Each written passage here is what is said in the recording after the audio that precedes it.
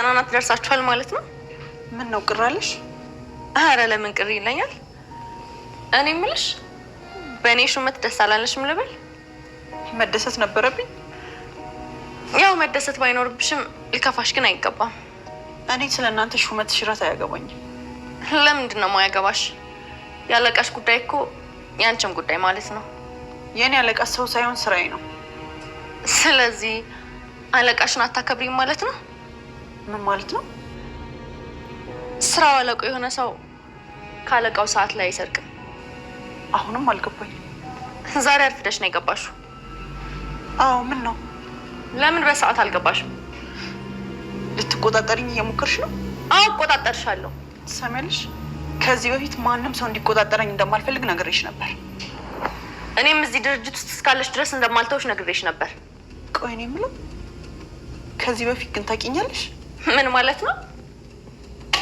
ታውቆሻል ግን ማንን? ስሚ ቺኳ ጋር እንዴት ናችሁ? እንዴ የቷን ቺክ? ያቺ ባለፈው ፎንቃ ምናምን ስትል የነበረችው ናታ። እኔ እንጃ ማለት ምናሴ ከዛን ቀን በኋላ መታጣቅም። ለምን? እኔ እንጃ እኔ አላውቅም። አልደወልክላት ነበር እንዴ? እንዴ ምን ብዬ ነው የምደውልላት? አንቺ ደግሞ ፋራ ነሽ እንዴ? ፎንቃ ነው እየልትላት ነው። ኧረ እኔ እንደዚህ ነገር አልፈልግም። በጣም ብዙ ችግር አለብን። ስለ ፍቅር የማስብበት ጊዜ አይደለም። ይኸውልሽ በያ ስራና ፎንቃ ይገናኝ። ስራሽን እየሰራሽ ፎንቃሽን ማጣጣም ትችያለሽ። አዎ እውነቱን ነው። እኔ የምልክ ልጅቷ ሁሉ ነገሯን እያወቅ ነው አይደል? ፍቅር ጥያቄ ጠይቀች። ቢሆንም ይቅርብኝ በያ። እኔ ያኔ ከእርግብ ጋር ስሆን ከአሜሪካ ነው የመጣሁት ብዬ በውሸት አሳምኛት ነበር። አብረን አስበሽዋል? ይኸውም በውሸት ፎንቃ።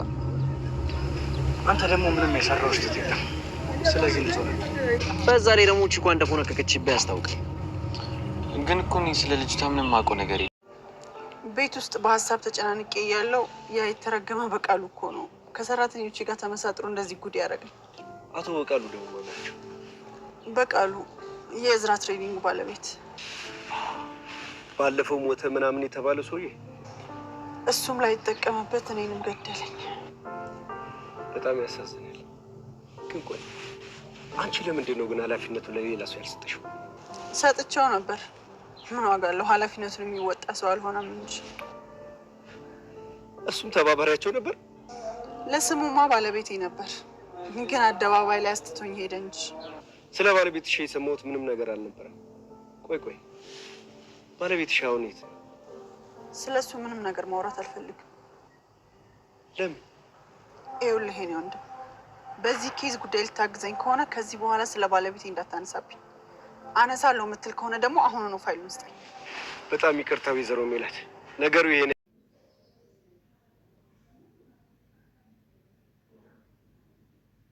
ሰላም ለእናንተ ይሁን የኖላዊ ድራማ ተከታታዮች፣ በያላችሁበት ሰላማችሁ ይብዛ። ኖላዊ ድራማ ቀጣዩን ክፍል ይዘንላችሁ መጥተናል። እንኳን ወደ ቻናላችን በሰላም መጣችሁ። ለዚህ ቻናል አዲስ የናችሁ ቤተሰብ ሁኑ። ስለምትከታተሉንም እጅግ በጣም እናመሰግናለን። የወይዘሮ ሜላት የፍርድ ቀጠሮዋ እየደረሰ ይገኛል። እንግዲህ ወይዘሮ ሜላት ሙሉ ንብረቷ በሕግ ከተያዘ ቀናቶች አልፈው ወራቶች ተቆጥረዋል። በዚህ ምክንያት አዲስ ጠበቃ ቀጥራለች እና ጠበቃውም አሁን ላይ የፍርድ ቤቱ ጉዳይ ቀኑ እንዲራዘም ማመልከቻ ማስገባት እንዳለባቸው ማስጠንቀቂያ ሰጥቷታል ማለት ነው። ምክንያቱም አሁን ላይ ምንም አይነት ያስኩት መረጃ የለም፣ ገና ብዙ ነገሮች ማጣራት አለብን። እናም አሁን ላይ ውሳኔ የሚሰጥ ከሆነ የፍርድ ቤቱ ጉዳይ ካላዘገየ ነው አንቺ ድል የምታረጊበትና አንቺ የምታሸንፍበት እድል በጣም ጠባብ ነው ብሏታል። እሷም አንተ የተቻለህን ነገር አድርግ ይሆናልና ይሳካል የምትለውን ነገር አድርግን የምንም ማውቀው ነገር የለኝም ብላ አሳልፋ ጉዳዩን ለሱ ሰጥተዋለች ማለት ነው። እናም እሱም ግራ ገብቶታል። እንዴት ይህን ሁሉ ንብረት ስታጭ አንቺ የት ነበርሽ? እንዴት ዝም ብለሽ ይህን ሁሉ ንብረት ታጫለሽ? ብሎ በተደጋጋሚ እየጠየቃት ነበር። እሷ ሙሉ ታሪኬን እኮ በባለፈው ነግሬሃለሁ፣ አቶ እዝራ የእዝራ ትሬዲንግ ባለቤት ነው እንደዚህ ንብረቴን ሁሉ እንዳጣ ያደረገኝ ብላ መለሰችለት ማለት ነው። እናም የወከልኩት ሰው ነበር፣ ነገር ግን እሱ ኃላፊነቱን በሚገባ አልተወጣም ብላ ነገረችው። እናም ስለ ባለቤቷም ስለ አቶ መስፍን እንዲነግራት ስትጠይቀው ስለሱ ጉዳይ ምንም ነገር እንድታወራኝ አልፈልግም ብለዋለች። እናም አቶ መስፍን ሙሉ ንብረቷን ካጣች በኋላ እንዳለ በራሱ ጥፋት ማለት ነው። ወይዘሮ ሜላት እንግዲህ ሐኪም ቤት የገባሽ ጊዜ ነው እንግዲህ እጁን አስገብቶ ያኔ ብዙ ነገሮችን ያበላሸባት ማለት ነው አቶ በቃሉ።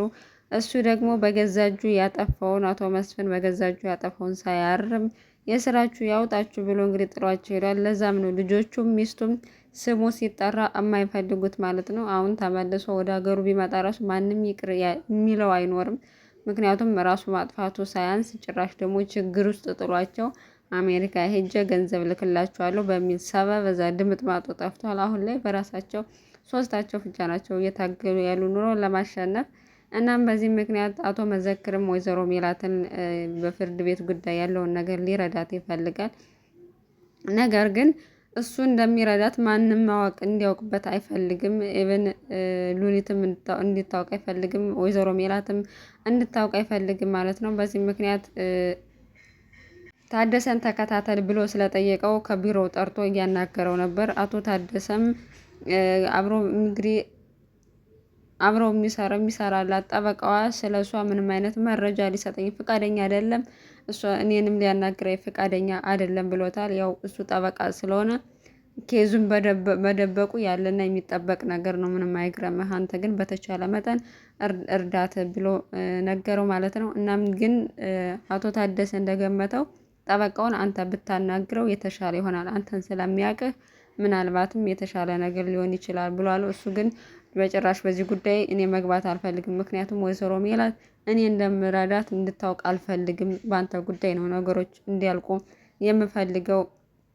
ብሎ ጠየቀው። እናም ሉሊትም በተደጋጋሚ እውነቱን ስላወቀች አቶ መዘክር እየረዳት እንደሆነ ስላወቀች እሷ ማወቅ አለባት ወይስ የለባትም በዚህ ጉዳይ ላይ ብሎ ጠየቀው። በጭራሽ ማንም ማወቅ የለበትም በዚህ ጉዳይ፣ እሷ ምንም የሚያገባት ነገር የለም፣ ምክንያቱም ይህን ራሴ በግል ጉዳይ በሚስጥር ማድረገው ስራ ስለሆነ እሷ ማወቅ አይጠበቅባትም ብሏታል። ነገር ግን እሱ አሳልፎ ለሉሊት ነግሯታል ማለት ነው። እያንዳንዱ መረጃ ስለ ወይዘሮ ሜላት ያለውን ነግሯታለኝ። እሷ ደግሞ ምክንያቱም አንተ መናገር አለብህ ከዚህ በኋላ አለቃህ እኔ ስለሆንኩ የምታደርጋቸውን እያንዳንዱን እንቅስቃሴ ማወቅ አለብኝ ብላለች።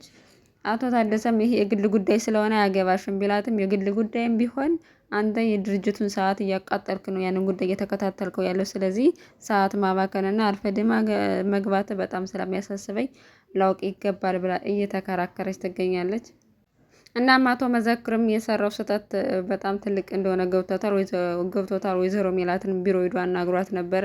በወሰንኩት ውሳኔ ትክክል ደስ ያለሽ አይመስልም፣ ፊትሽን ሳየው ደስ ያለሽ አይመስልም ብሎ አናገራት ማለት ነው። ያው እሷ ደግሞ እኔ የጠበቅኩትኝ ኢዩኤል እንዲመረጥ ነበር፣ እሱ ኃላፊ እንዲሆን ነበር የጠበቅኩት፣ ሉሊት እንድትመረጥ በጭራሽ አልፈለኩም እና የደበረኝ ምክንያት በዚህ ነው ብላ ነገረችው። እሱ ግን አላመናትም። ሌላ ምክንያት ካለሽ ብሎ ጠይቋት ነበር። እሷ ግን በጭራሽ ብቻ ነው ምክንያቴ፣ እናም እሱ ቢመረጥ ደስ ይለኛል፣ ግን ደግሞ ሉሊትን ብትሆን ለእኔ ችግር የለውም፣ እናም አንተ ከሄድክበት በሰላም እንድትመለስ ነው ምኞቴ ብላለች። እናም ድጋሚ አንቺን ብጠይቅሽ ጥሩ ይመስለኝ ነበር፣ ጥልቅ ስህተት ሰርቻለሁ፣ ድጋሚ አንቺን መጠየቅ ነበረብኝ ብሎ ሲላተኝ ያው እሱ ነበረ፣ ግን ደግሞ አንድ ያለፈ ነገር ላይ ጊዜያችን ማጥፋት አግባብ አይመስለኝም ብላ ያው አሁን ላይ ፈቃደኛ መሆን አሁን ላይ ፈቃደኛ እንደነበረች ነው እንግዲህ የተናገረችው ማለት ነው። እሱም አንድ ሉሊትን ስለመረጣታይ ምንም አይነት ውሳኔ መቀየር አይችልም።